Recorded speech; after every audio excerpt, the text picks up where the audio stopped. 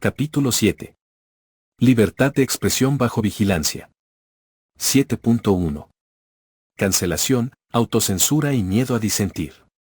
Vivimos en la era de la libertad vigilada. Nunca antes fue tan fácil difundir las ideas, y al mismo tiempo tan riesgoso decir lo que uno realmente piensa. La cancelación ya no es un evento marginal, se ha convertido en un arma de control social masivo.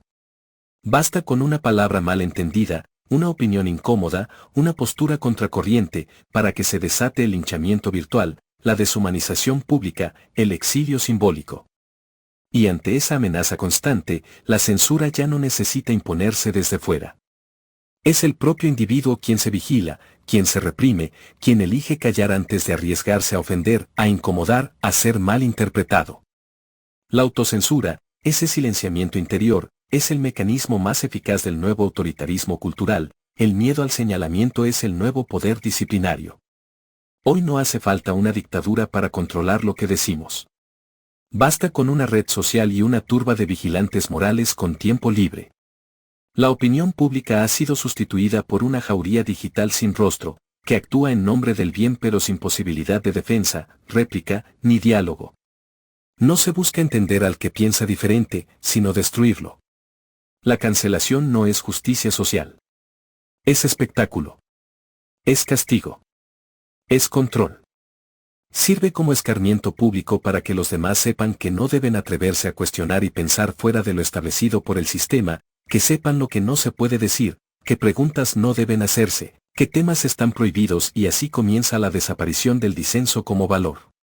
La verdadera democracia y el avance siempre se ha construido sobre el derecho a disentir. Sin disenso, no hay pluralidad de ideas.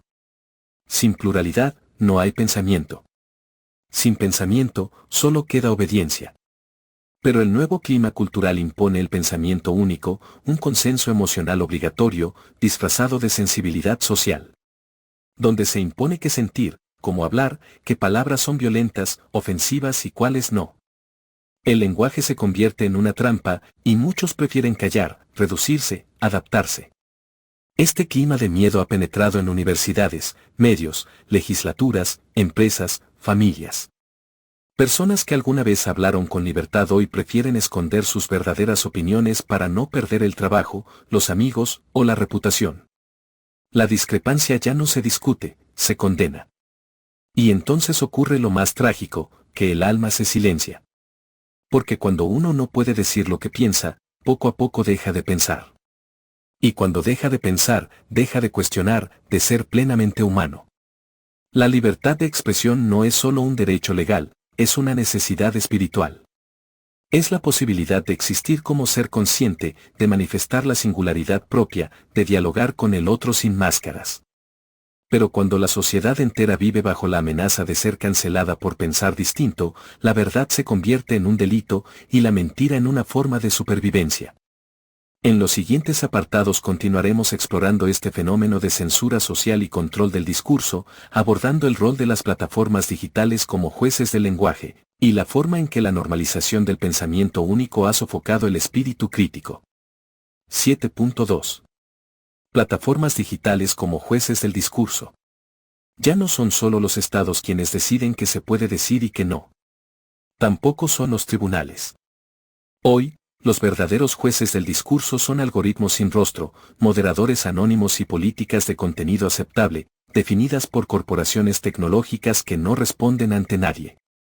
Las grandes plataformas, que hace 2 décadas se presentaban como bastiones de la libertad de expresión, se han transformado en aparatos ideológicos privados con la capacidad de moldear, censurar, manipular y castigar a escala global. En sus manos, el flujo de ideas ha sido convertido en un sistema de vigilancia, control y corrección automática del pensamiento.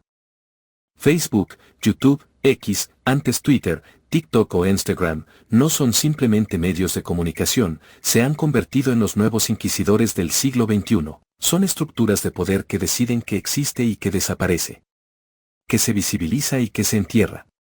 Qué voces se amplifican y cuáles se silencian. A través de reglas opacas, con lenguaje ambiguo y sistemas de revisión que responden más a intereses económicos e ideológicos que a la verdad o la justicia, Estas plataformas castigan el disenso y premian el conformismo. Un video puede desaparecer por información errónea sin que nadie diga que es lo falso. Una cuenta puede ser suspendida por discurso de odio sin que se defina qué odia y por qué. Los conceptos se manipulan con ambigüedad quirúrgica, de modo que todo pueda ser censurable, y nada pueda ser defendido con certeza. Y lo más grave, esta censura no requiere aprobación pública. Se aplica en tiempo real, sin debate, sin juicio, sin apelación. Pero no solo se trata de lo que se prohíbe. También de lo que se promueve. Los algoritmos están diseñados para moldear la forma de pensar, pues sugieren contenido que no desafíe, que no incomode, que no cuestione el statu quo cultural o político que conviene a los dueños del sistema dominante. Ejemplo de esto se vivió en la pandemia del COVID-19, donde se reprimía y desaparecía cualquier contenido que no estuviera de acuerdo con el pensamiento único del sistema sanitario, como cuestionar la aplicación y eficacia de las vacunas. El pensamiento profundo es penalizado con invisibilidad, el contenido crítico, con silenciamiento. Mientras tanto, se premian el entretenimiento superficial, los escándalos emocionales, la repetición de eslogans, las ideologías incoherentes y absurdas. Se alimenta así una cultura de la distracción que anestesia a las masas y castiga a quien se atreve a pensar por cuenta propia. Las redes sociales, lejos de ser plazas públicas, se han convertido en jardines cerrados con sensores de comportamiento. El que pisa fuera del sendero, es expulsado. Así aparece la ilusión de la libertad, y lo más inquietante de todo es que muchos creen ser libres mientras están siendo guiados, censurados, dirigidos. Las plataformas nos han hecho creer que tenemos voz, cuando en realidad solo tenemos micrófonos prestados, sujetos a las reglas de quien los fabrica. Vivimos en una falsa democracia digital, donde el voto es el me gusta, el parlamento es el feed, y los ciudadanos son datos. Mientras tanto, es aterrador ver cómo videos absurdos, degradantes e intelectualmente vacíos, tienen millones de reproducciones, mientras que videos con contenidos valiosos, llenos de reflexiones trascendentes, de información que nutre, tienen escasas vistas. Pareciera que las personas ya no queremos pensar y reflexionar, y solo necesitamos divertirnos y distraernos con información basura. Y, sin embargo, las voces libres aún existen. Aunque muchas han sido expulsadas, muchas más resisten en las grietas, en los márgenes, en las pequeñas comunidades que aún creen en el poder de la palabra sincera, del pensamiento valiente, del encuentro entre seres humanos auténticos. En los próximos apartados seguiremos explorando cómo el sistema digital de control se ha infiltrado en el corazón de nuestras sociedades, moldeando ideologías enteras y debilitando el pensamiento libre. El siguiente paso será analizar las ideologías que destruyen el pensamiento libre. 7.3. Ideologías que destruyen el pensamiento libre. El pensamiento libre, ese acto casi sagrado de atreverse a ver el mundo con ojos propios, está en peligro de extinción. No porque ya no haya individuos capaces de razonar, sino porque se han levantado barreras invisibles que impiden pensar con libertad sin pagar un precio. Y esas barreras ya no se llaman censura estatal ni inquisición religiosa. Hoy tienen nombres nuevos, más elegantes, más modernos, inclusividad forzada, justicia social algorítmica, pensamiento progresista impuesto. E ideologías woke. Vivimos en una época donde ciertas ideologías se han vuelto intocables, no por la solidez de sus argumentos, sino por la fuerza de su aparato financiero, mediático y la manipulación psicoemocional de las masas. Son ideologías presentadas como incuestionables, blindadas con el lenguaje del bien, la empatía y los derechos, pero que, en la práctica, operan como dogmas que anulan la discrepancia. El dogma del bien único. Uno de los mecanismos más sutiles de estas ideologías es que se presentan como el único camino válido hacia la justicia, el progreso y la verdad. Quien las sigue es bueno, despierto, evolucionado. Quien las cuestiona, aunque sea con razones científicas fundadas y con respeto, pasa a ser etiquetado como retrógrado, peligroso, intolerante o peor aún, enemigo del bien común. No se invita a debatir. Se invita a obedecer. La diversidad de opiniones se tolera solo si no contradice el marco general del discurso aceptado. Es decir, se tolera la diferencia siempre que piense igual. Así se va erosionando el alma del pensamiento crítico, la duda, la pregunta incómoda, la contradicción, la paradoja. Todo lo que hace humano al pensamiento desaparece bajo la presión de una corrección impuesta. Aparecen ideologías que no iluminan, sino que oscurecen, pero toda ideología, incluso la más bien intencionada, puede convertirse en tiranía cuando deja de dialogar con la realidad y se impone como verdad absoluta. Y eso es exactamente lo que sucede hoy con muchos discursos hegemónicos que, escudados en causas nobles, como la lucha por la igualdad, el cuidado del planeta, la protección de minorías, se convierten en instrumentos de silenciamiento masivo. Y más peligroso aún es que detrás de esas buenas intenciones están ocultas intenciones perversas que buscan dañar al ser humano. Ejemplo de esto lo vemos en la Agenda 2030, que bajo las buenas intenciones de eliminar la pobreza, la reducción del hambre, lo que realmente se busca es eliminar a la población, ya sea a través de adoctrinar a los niños con sus ideologías de género, para que se vuelvan homosexuales y no puedan reproducirse, o a través de la implantación de políticas de salud para buscar disminuir la fertilidad mediante la aplicación de vacunas. Esto está muy claro en un texto de la Agenda 2030 de la ONU, donde en un apartado se dice lo siguiente. Alcanzar los objetivos del desarrollo sostenible de la ONU, especialmente aquellos relacionados con la salud, la educación y la igualdad de género, contribuirán a reducir los niveles de fertilidad y desacelerar el crecimiento de la población. Desgraciadamente se puede ver que los gobiernos que deberían promover el cuidado y el desarrollo de las personas, lo que realmente hacen es estar al servicio de entes de poder supranacional, con agendas que distan mucho del beneficio de la población, y solo buscan como corporaciones, aumentar su poder. Y así de manera imperceptible, el lenguaje cambia, no por evolución natural, sino por decreto. Se obliga a pensar con categorías nuevas, muchas de ellas ajenas a la lógica, a la razón y a la experiencia real del ser humano, desconectadas de la biología, la historia y del sentido común. Y en nombre de la tolerancia se persigue con furia a quien no se adapta a ese nuevo idioma ideológico.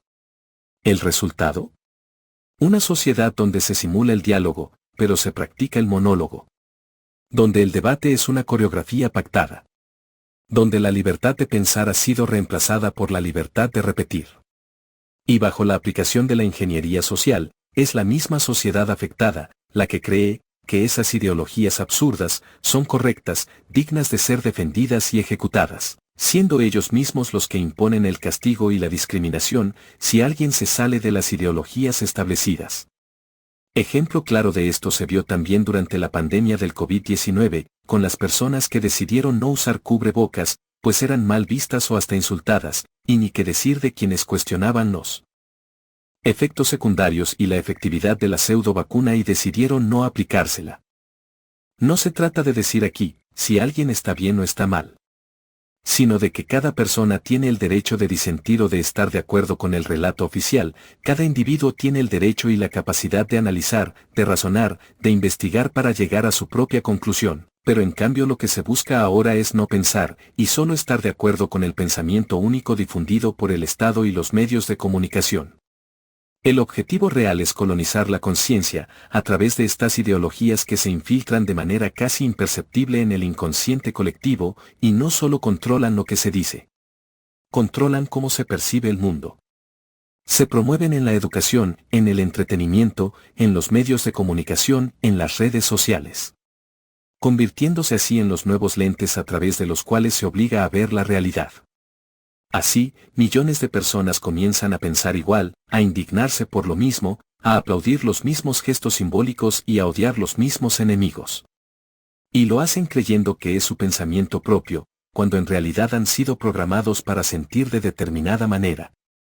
Este no es el pensamiento libre. Es una versión edulcorada del totalitarismo. Es la programación emocional de la masa, una humanidad que ya no piensa, solo reacciona. La verdadera libertad exige coraje. El coraje de ver el mundo tal como es, no como nos dicen que debe ser. Exige dudar. Exige dialogar con quien piensa diferente. Exige desaprender, equivocarse y volver a empezar. 7.4. Represión del pensamiento incómodo y control del lenguaje.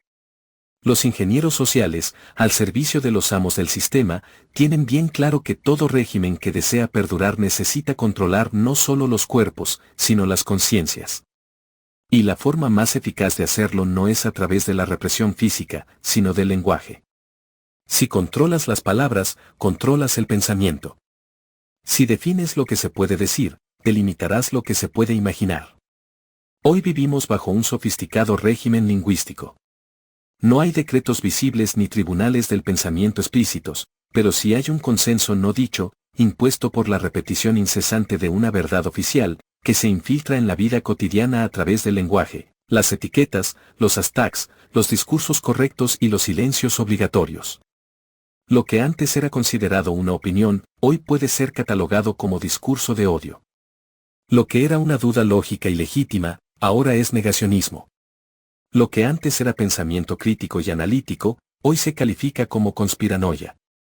Así funciona el nuevo orden, no se discute el contenido, se cancela el emisor. No se debate una idea, se etiqueta al disidente.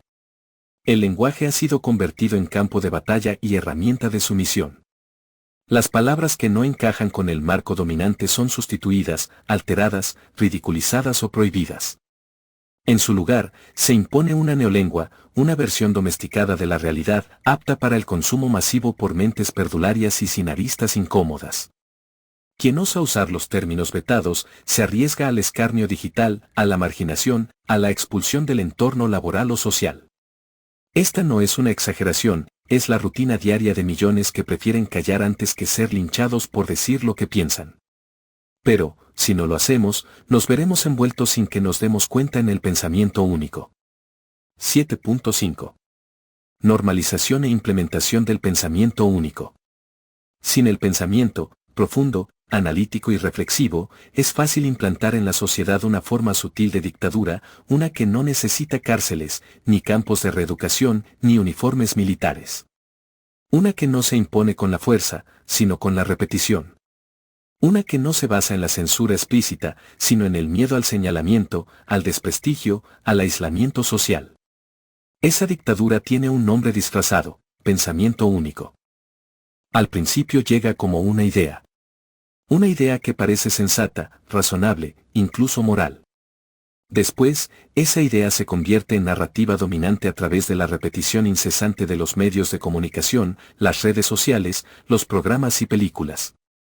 Luego, en política institucional. Más tarde, en dogma incuestionable. Y finalmente, en prisión invisible.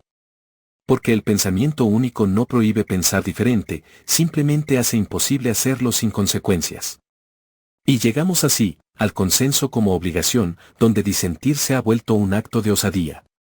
No porque falte libertad formal, sino porque la presión social para adherirse al discurso dominante se ha vuelto sofocante. En muchos ámbitos, educativo, mediático, laboral, incluso familiar, solo existe una versión válida de la realidad, la aprobada por los verdaderos amos del mundo. Como vimos, este pensamiento único no está sostenido por argumentos, sino por emociones programadas. Se valida mediante aplausos digitales, se refuerza con memes virales, se protege con hashtags.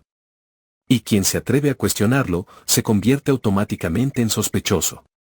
No hay espacio para la duda. La duda es tratada como traición. La crítica es patologizada. El desacuerdo es interpretado como maldad. ¿De qué está hecho el pensamiento único? Debemos ver más a detalle para darnos cuenta de que el pensamiento único no es una ideología en particular, más bien es un mecanismo de la ingeniería social, una forma de control que puede adoptar cualquier color político o moral. Su esencia es la eliminación del pensamiento crítico, de la pluralidad, del contraste que enriquece. Se basa en una idea que puede ser superficial y hasta errónea, pero efectiva. Todos piensan esto, por tanto, tú también deberías pensarlo. Lo que en otro tiempo habría sido etiquetado como conformismo, hoy es vendido como consenso científico, acuerdo ético o sensibilidad progresista. Pero tengamos claro que cuando todos piensan lo mismo, alguien ha dejado de pensar. O peor aún, alguien ha sido adoctrinado para no pensar. La verdadera tragedia del pensamiento único es que la mayoría de quienes lo repiten no son conscientes de estar repitiendo. Creen que han llegado a esas conclusiones por sí mismos. No perciben que sus ideas han sido sembradas, cultivadas y cosechadas por fuerzas externas, videos seleccionados con precisión para moldear su pensamiento, así como el uso de medios, redes, influencers, instituciones. Esta es la cárcel más efectiva, aquella en la que el prisionero no sabe que está encerrado. En esa prisión simbólica, el lenguaje está vigilado, el humor es supervisado, los sentimientos deben alinearse con causas aprobadas. Incluso el silencio es sospechoso. ¿No opinas, no reaccionas? Entonces algo debes estar ocultando. El pensamiento único no tolera el margen, ni la ambigüedad, ni la pausa reflexiva.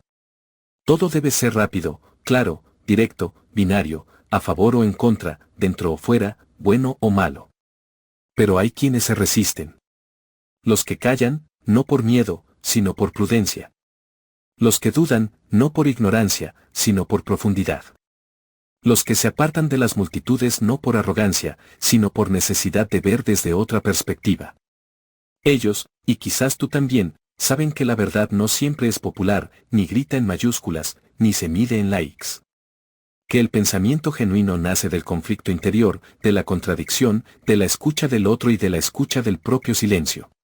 Pero el sistema quiere imponer otro tipo de silencio, el de la censura. Esta nueva forma de represión no siempre necesita policías ni jueces. La vigilancia se ha trasladado al espacio simbólico. Ahora, como vimos anteriormente, los propios ciudadanos ejercen la censura unos sobre otros. El castigo no viene del Estado, sino del grupo. El delito ya no es penal, sino emocional. No es lo que has hecho, sino lo que podrías herir. No es lo que piensas, sino lo que hace sentir al otro. Ahora no puedes hablar con palabras sofisticadas, porque ofendes al que no las entiende. La consecuencia directa de este control simbólico es el empobrecimiento del pensamiento. Si no puedes nombrar la realidad, no puedes comprenderla. Y si no puedes comprenderla, no puedes transformarla.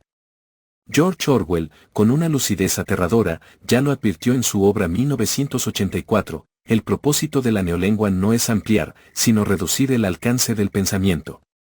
En eso estamos. En un proceso global de reducción semántica que esteriliza el lenguaje para volverlo sencillo, aséptico, obediente. Pero no todo está perdido. Aunque la presión para adherirse a la ortodoxia es intensa, la historia demuestra que siempre hay grietas por donde se cuela la verdad. No todos se someten. Algunos escriben, otros se reúnen para leer y dialogar, algunos susurran en la intimidad o resisten en la forma de un arte incómodo, una canción censurada o un gesto de dignidad. La libertad de expresión, la real, no es la del discurso institucional ni la del mercado mediático. Es la de aquel que tiene el coraje de pensar con su propia cabeza y expresar su punto de vista con argumento, aun a riesgo de quedarse solo. Es la del que defiende el derecho del otro a disentir, aunque no comparta su punto de vista. Es la del que sabe que una sociedad que no tolera el pensamiento incómodo terminará siendo una sociedad incapaz de pensar. Porque cuando el lenguaje es vigilado, el pensamiento se enferma. Y una civilización sin pensamiento libre es una civilización en coma. Reflexión. En las páginas anteriores, hemos recorrido los pasillos de una sociedad donde la libertad se deteriora no con cadenas, sino con ideologías programadas. Donde el pensamiento se apaga, no por decreto, sino por miedo. Y donde la moral no se enseña, sino que se ridiculiza.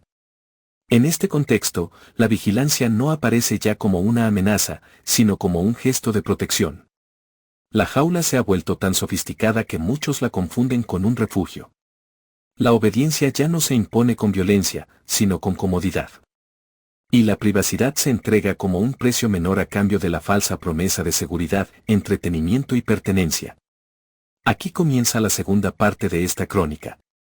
Si hasta ahora hemos descrito los síntomas, lo que sigue es el análisis del mundo actual como el laboratorio donde esta nueva humanidad se está diseñando. No se trata de ciencia ficción, sino de una distopía dulcemente administrada, disfrazada de eficiencia tecnológica y progreso inevitable. Inevitable. Inevitable.